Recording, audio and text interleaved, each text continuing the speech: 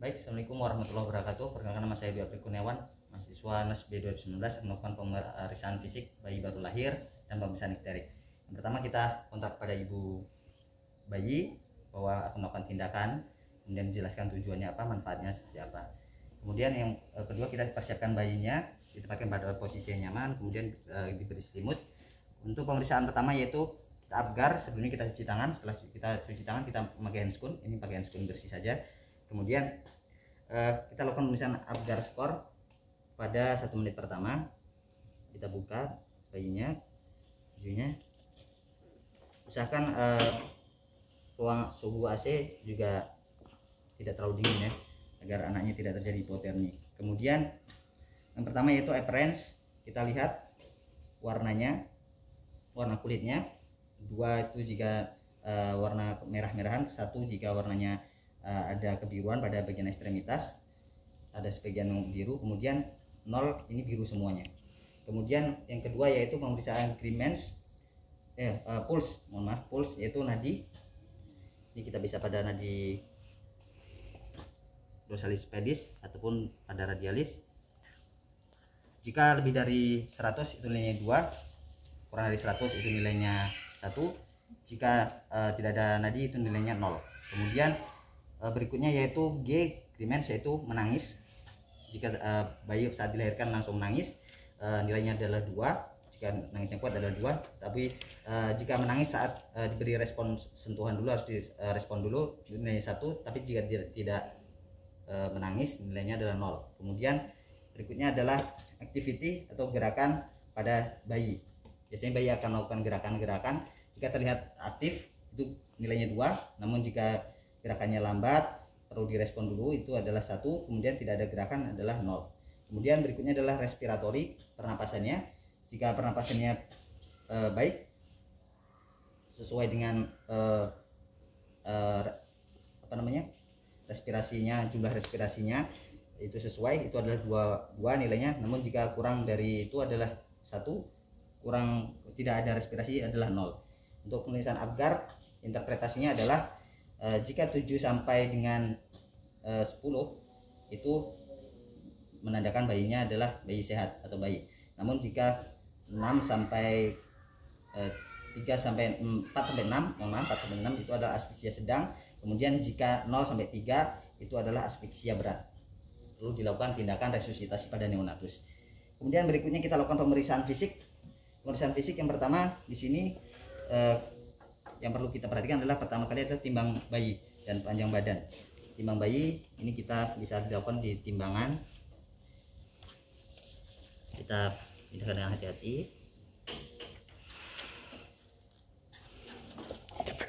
Oke, kita catat berat badannya berapa. Kemudian kita ukur sekalian dengan panjang badannya dari kepala sampai ke kaki. Ini bisa menggunakan meteran. Namun jika ada yang meteran kayu juga bisa dipakai. Setelah itu kita lakukan pengukuran lingkar kepala. Ini bayinya juga bisa ditaruh kembali di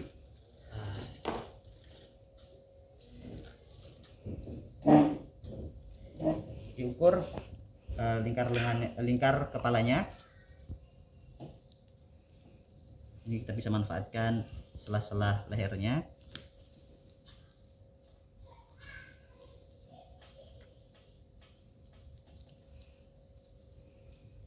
Oke, diukur berapa dapatnya. Oke, sini.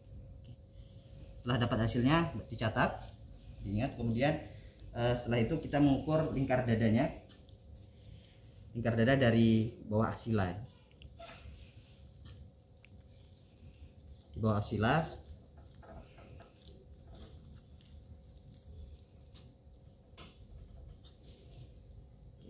Oke, sudah dapat hasilnya sekitar 31 kan. Kemudian setelah lingkar dada, lingkar perut.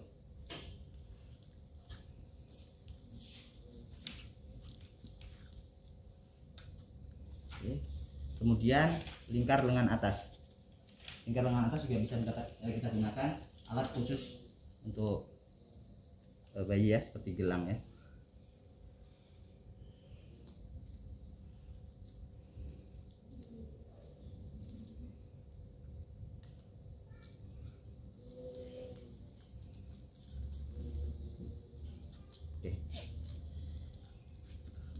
Untuk pengukuran lingkar kepala, lingkar dada, lingkar perut, lingkar lengan atas sudah. Kemudian untuk mengetahui kadar lemak si bayi juga kita bisa mengukurnya menggunakan kaliper.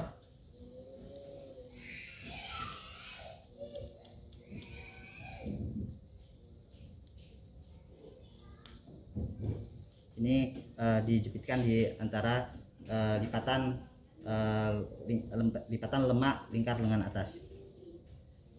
Berapa hasilnya dicatat. Kemudian setelah itu dilakukan pemeriksaan fisik dari head to toe. Dari kepala kita lihat kesimetrisan bentuk kepala, kemudian distribusi rambut jika ada, kemudian kita lihat fontanelnya, kemudian kita raba suturanya. Oke. Setelah itu kita turun ke bawah. Di bawah itu ada mata. Di mata kita lihat refleks mata terhadap cahaya menggunakan pen light. Bagaimana responnya? Kemudian dilihat juga simetris mata kanan dan kiri atau tidak. Kemudian turun di hidung, kita perhatikan lubang hidungnya, kemudian kesimetrisan lubang hidungnya. Kemudian kita raba apakah ada fraktur pada bagian hidung, tulang hidung atau tidak. Kemudian di bagian mulut kita lihat bibirnya simetris atau tidak. Kemudian di bagian telinga kita lihat bentuk telinganya, kesimetrisannya kiri dan kanan. Kemudian kita lihat juga di bagian dalamnya menggunakan otoskop.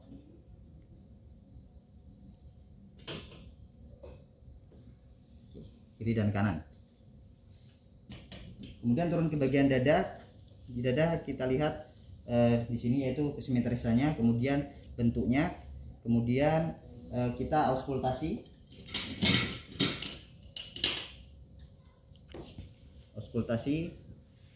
Bunyi nafas dan bunyi jantung.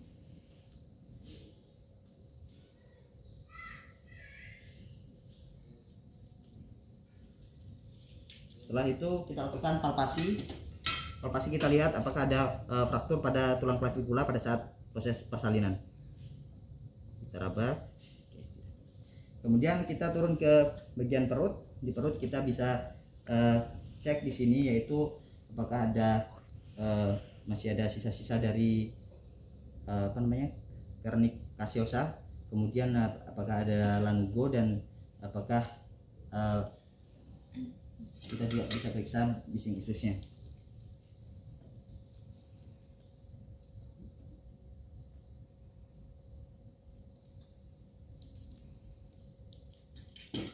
Kemudian di abdomen kita bisa juga lihat apakah ada sisa-sisa mekonium atau tidak.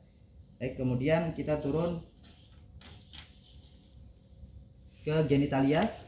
Kita lihat pertama kita inspeksi daripada bentuknya apakah laki-laki dan perempuan, kemudian apakah ada kelainan atau tidak. Jika laki-laki kita lihat skrotumnya, kemudian ada hipospadia atau tidak, lubang uretranya normal atau tidak. Kemudian untuk wanita juga kita perhatikan juga bentuknya, labia mayora dan labia mayoranya juga kita perhatikan juga. Kemudian kita turun ke bawah di ekstremitas, kita inspeksi yaitu pertama yaitu jumlah jari-jarinya ini normal atau tidak. Kemudian kepatenan sendi ini kita bisa gerakkan juga pelan-pelan. Kemudian rentang gerak sendinya, oke, pelan-pelan kita lakukan. Kemudian derajat fleksinya, oke. Kemudian kita lanjut ke punggung. Di punggung bayi kita inspeksi, lihat bentuknya apakah ada kelainan pada tulang punggungnya, kita raba. Kemudian apakah ada luka saat proses persalinan, dan warnanya juga kita perhatikan. Berikutnya tadi di bawah genitalia ada anus, di situ kita perhatikan di situ kepatenannya apakah ada lubangnya atau tidak. kemudian mekoniumnya ada atau tidak. Berikutnya yaitu kita lakukan pemeriksaan refleksnya. Yang pertama refleks menghisap. Di sini kita bisa menggunakan beberapa peralatan berupa kasa,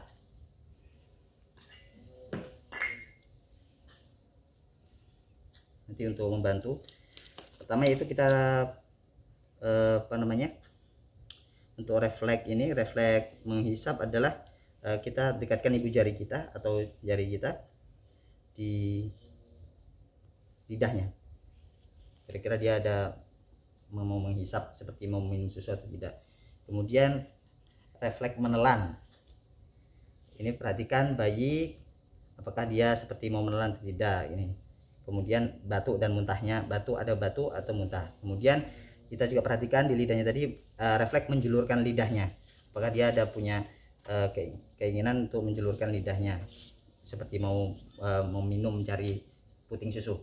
Kemudian kita untuk refleks belar di dahi, di sini kita ketuk. Boleh ketuk langsung atau boleh juga dikasih kasa dulu sebelum mengetuk juga tidak apa-apa. Oke, perhatikan bola matanya berkedip atau tidak. Normalnya adalah berkedip.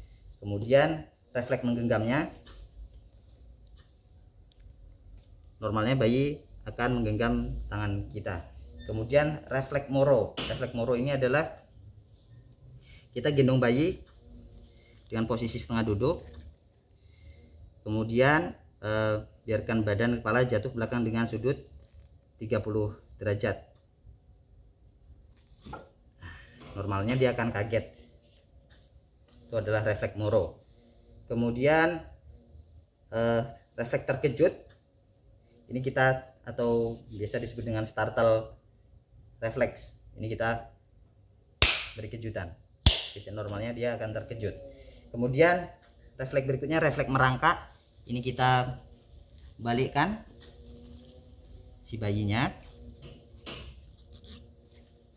Hati-hati hidungnya juga jangan sampai tertutup. Oke. Normalnya dia akan melakukan gerakan seperti merangkak. Oke. Kemudian refleks melangkah. Kita dudukkan, pegang bayinya, agak berdiri setengah berdiri. Normalnya dia akan mengayuh-ngayuh seperti gerakan melangkah. Oke. Kemudian untuk refleks patella, kita juga bisa menggunakan refleks hammer. Ini saya kasih kasar biar apa. Normalnya dia akan melakukan gerakan saat diketuk. Boleh menggunakan refleks hammer, boleh menggunakan ibu jari dengan kekuatan yang terukur ya. Kemudian berikutnya adalah refleks Babinski. Babinski ini kita gores. Refleks Babinski ini adalah kita gores bagian telapaknya. Normalnya dia akan melakukan gerakan pada jari-jarinya. Oke, itu tadi untuk pemeriksaan fisiknya. Kemudian kita lanjut ke pemeriksaan ikteriknya. Pemeriksaan ikterik kita di sini menggunakan teknik Kramer. Teknik Kramer kita membagi beberapa bagian di kepala, kemudian bagian dada, melintang di sini ada di bagian perut bawah sampai paha sini, sampai lutut, mohon maaf, kemudian sampai ekstremitas sampai pergelangan siku, kemudian telapak tangannya ini telapak tangan sama telapak kaki. Untuk kepala ini 1, dada adalah 2, 3 adalah pusat sampai dengan lutut ke bawah ini adalah 5 sama dengan pergelangan 5 adalah telapak kaki sama dan telapak tangan. Kemudian tadi 4 adalah pergelangan sampai pergelangan sampai siku. Kemudian dari sini ke sini, lutut ke atas ke paha adalah 4. Kita bagi menjadi 5 derajat. Yang pertama adalah kita melakukan penekanan pada ujung-ujung tulang, seperti tulang hidung. Kita lihat Jika dia kuning, ini bilirubinnya adalah 5 sampai 7 mg. Tapi kalau tidak kuning berarti menandakan normal. Kemudian di tulang dada kita lakukan penekanan untuk nomor 2. Jika kuning, di sini menunjukkan kurang lebih 7 sampai 10 mg. Kemudian di bagian pusat juga kita tekan untuk ketiga. Ini jika kuning, ini menunjukkan nilai sekitar 10 sampai 13 mg. Kemudian untuk di lengan kita juga lakukan penekanan, bisa di sikunya atau di pergelangan tangannya, sikunya juga bisa. Oke. Jika kuning, untuk yang grade urutan keempat ini normalnya nilainya adalah 13 mg. Kemudian untuk yang kelima, di bagian ekstremitasnya kita lakukan penekanan. Normalnya tentu adalah warna merah, tapi jika warnanya kuning, ini menunjukkan sekitar kurang lebih 17 sampai 20 mg kadar bilirubin. Baik, itu untuk pemeriksaan ikterik sudah selesai. Kemudian kita rapikan alat kembali. Jangan lupa pakaikan baju bayinya dan tutup kembali dengan selimutnya. Demikian pemeriksaan fisik neonatus dan pemeriksaan ikterik pada bayi baru lahir. Semoga bermanfaat. Ucapkan terima kasih kepada kepada ibu bayi atas kerjasamanya. Kita undur diri, rapikan alat-alat, dan jangan lupa cuci tangan. Terima kasih. Assalamualaikum warahmatullahi wabarakatuh.